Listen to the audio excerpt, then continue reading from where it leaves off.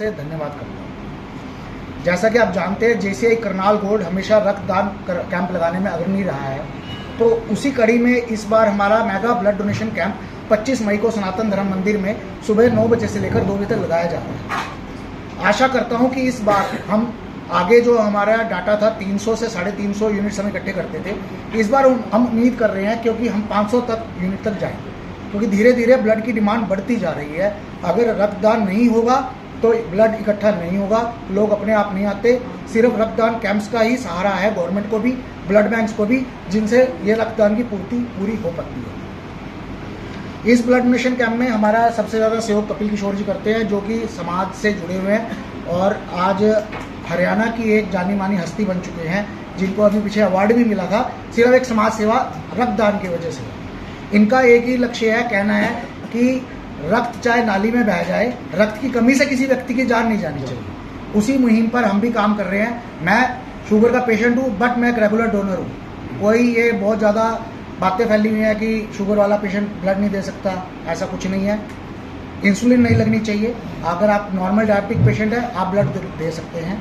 आप अपनी डॉक्टर से सलाह करने के बाद ब्लड डोनेशन कर सकते हैं, और जिसमें मैं आशा करता हूँ कि देना भी चाहिए। 80 से अधिक बीमारियां अपने शरीर की ठीक हो जाती है अगर हम ब्लड डोनेशन कैंप लगाते हैं, अपना ब्लड डोनेशन कैंप में ब्लड देते हैं। रेगुलर आपको कम से कम साल में 2 से 3 बार देना ही देना चाहिए। आशा करता हूं आपके माध्यम से मैं करनाल शहर की जनता और आसपास के गांवों में सब में अपील करता हूं कि बढ़ चढ़कर आएँ और हमारे साथ ब्लड की कमी को पूरा करने की मुहिम को सफल बनाएं। बंसल जी, आप जेसीआई करनाल गोल्ड के प्रधान हैं, तो आपसे एक ये सवाल स्वाभाविक मस्तिष्क में आता है कि जैसा कि अभी चर्चा यहाँ पर चली कि गरीब लोग ऐसे भी हैं जो 1100 रुपये 2100 रुपये पे नहीं कर पाते, तो क्या संस्थाओं को आगे आकर के उनकी मदद नहीं करनी चाहिए, निःशुल्क उनको रक्त उपलब्ध करवाया जाए?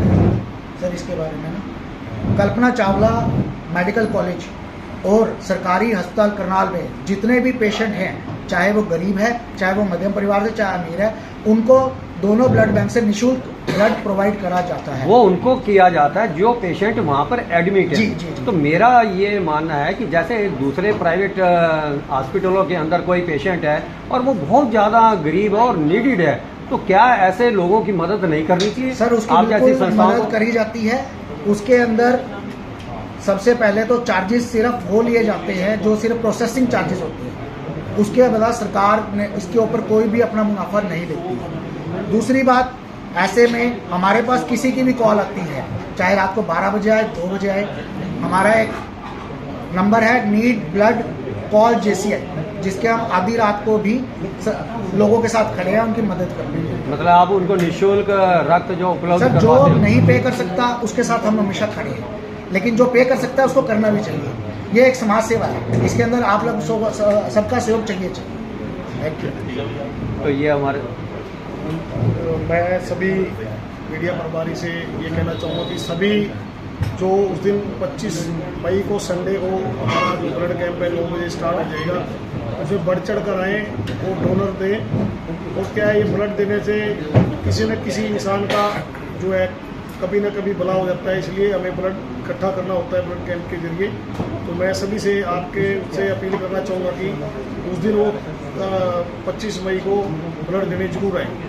और उसी दिन हमारे नेशनल प्रेसिडेंट शाम को विजिट कर रहे हैं, और जेसीआई के पैनल पे वो 6 मंथ में एक बार जरूर आते हैं कि हमारे जेसीज जितने भी हैं तो वो क्या काम कर रहे हैं और हमें जेसीज में क्या रिक्वायरमेंट है, हमारे समाज में हमें क्या जरूरत है, उससे उनके लिए बात करने के लिए उनको बुलाया जाता है, और वो इसी चीज़ के लिए दौरा कर रहे हैं। मैं आप सभी से अपील करूंगा, शाम को वो 8 बजे ज्वेल्स होटल में तारा होटल में वो आएंगे, आप जरूर आएँ, ताकि जो सवाल आपके जेसीज के लिए है वो कम उनसे रूबरू हो सके।